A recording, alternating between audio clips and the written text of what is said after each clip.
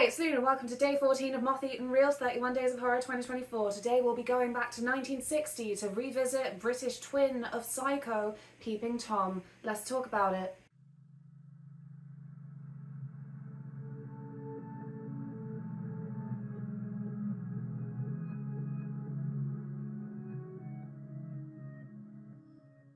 Much like Psycho, Peeping Tom asks us to ask ourselves which parent stunted your emotional growth the most, and then reassures us with, don't worry, it could be worse.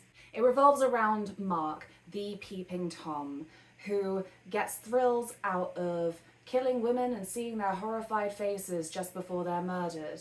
Peeping Tom is, of course, an expression that refers to Mark in this film and also is a slang term to describe a voyeur. With his portable camera, he also strings these bits of murder footage together to create his own snuff films for his own self-pleasure at home. We open with him recording the murder of a prostitute down the street, and it's something that I thought, wow, what a good unique murder weapon for our murderer to have, because it's his tripod. I'd show you mine, but you're on it right now. And he takes off one of the little feet of the tripod, and there's a blade underneath where he stabs them.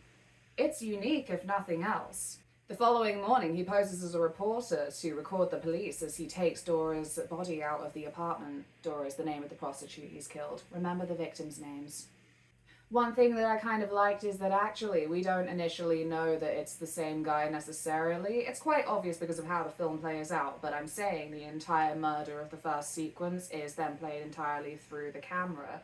And something about this as well that is another one that's interesting to me from this side of the millennia 2024 is then it's also not just asking us which parent emotionally stunted our growth the most, but for me, it's then kind of interesting because obviously these days we're always on our phones and not in any kind of like anti-technology, that kind of technophobic take on it.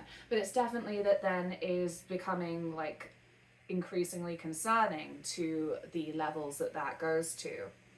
Because it's basically turned into, do people ever just experience the world without their phone screen? You know, whether it be a concert or a crime or an accident, gotta get it on the phone.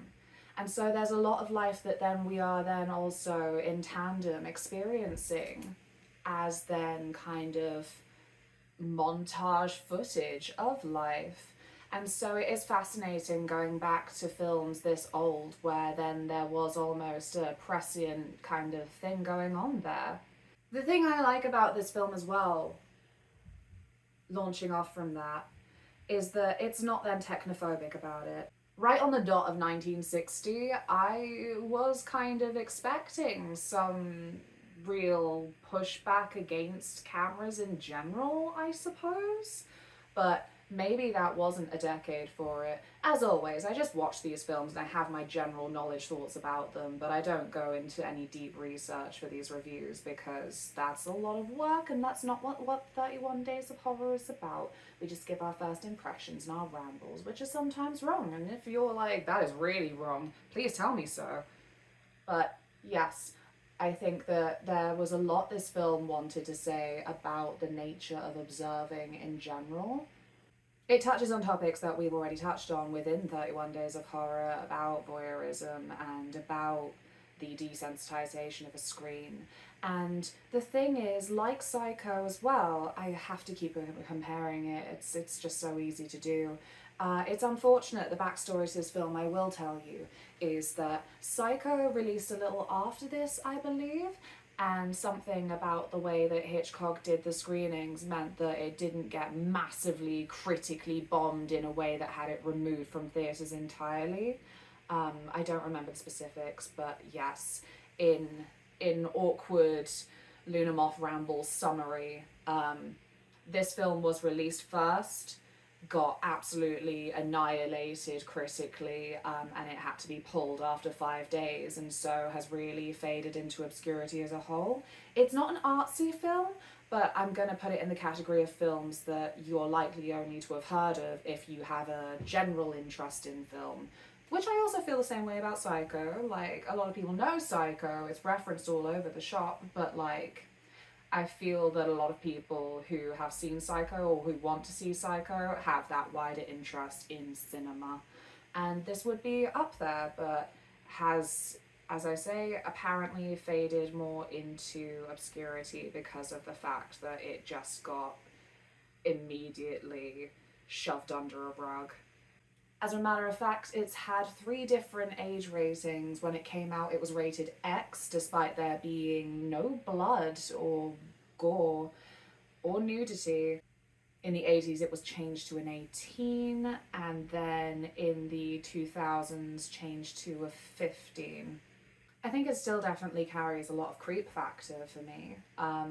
The main actor who plays our main character, Mark, he's actually German born, and that German accent comes out occasionally. Everyone's got that very clipped 60s British voice, but for him in particular, there is an extra level of unnaturalness to it that I think must come from him just trying to hide a German accent. And as a side effect of everyone sounding very dubbed as well, because of the recording equipment, again, I suppose. I like as well that another thing that this added to was our other main character, Helen, has just had her 21st birthday. That's how she meets Mark. These movies from the 60s always be casting 21-year-olds as people who look like they're in their 30s. The actress who actually played Helen was 23 at the time, but oh goodness, I don't know. I come from a different age with different standards. But as an aside, I remember when I was young and watched Grease for the first time. You know, the basic summary of that plot is 2 high school sweethearts, and then they meet like after high school, like summertime or something. But I was always confused. I thought they met years and years later because that's just how old the actors looked to me. I was 7 though, what did I know then? I wish my 7-year-old thoughts hadn't really carried on over to now because it's a bit embarrassing, but here we are. Helen. So she's had her 21st birthday, and then she finally spots Mark in the hallway and says like, oh, I always wanted to make your acquaintance. I'm Helen. And comes out with a handshake. It's adorable. And through this, she then goes up to his apartment, finds out that he's actually the landlord of all of their flats, something that nobody was aware of, and then watches one of his films. And as an audience member, you're at first thinking, whoa, we're getting straight in. She's going to see the snuff film right now? Whoa, happy 21st birthday indeed, because she frames it as, oh, it can be my present if you wanted to give me one. But it is actually a film of a little boy who then Helen realises and tells us, the audience, that it's him as a little boy. And he has various horrible things done to him. Not horrible, it's from the 60s and is 15 as of 2007, but she sees that the little boy, Mark, has a lizard chucked on him when he's in bed, has a live reaction filmed, well, it's not live anymore, is it, but has his face recorded at his mother's funeral in front of his mother's corpse. Various other situations that were a bit more obscure, but all of fear and distress. And afterwards, after Helen's like, in 60s posh British, what the fuck was that? He says, my father was a renowned psychologist. These helped boost his name to fame, essentially. And there's a bookshelf where earlier when they walked past, these books stand out quite a bit because they're kind of like pastel pink, pastel blue shade against what's otherwise, you know, your standard rusty looking bookshelf. And he pulls out those pastel tomes and is like, here you go, here's all my dad's great work. And he doesn't carry it with the resentment I'm translating right now. He's very neutral about it. But yes, so there's the immediate horror, is that poor Mark is actually maybe the first YouTube child.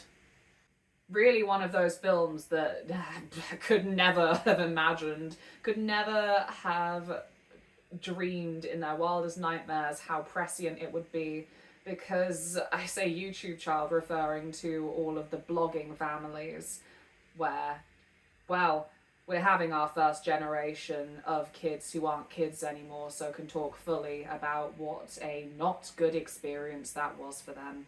But it's okay because Mummy and Daddy got very famous. So a lot of the film is in that hazy, quite low-key 60s way. He murders. He goes on more dates with Helen. Like, they do develop a relationship where it seems that she is then, like, really, like, bonding with him. She talks to her mother, who distrusts him. Her mother says he's sussy. She is like, he is a suspicious young man. I will be keeping an eye on the time, which is then a funny joke from her because Helen's mother is blind.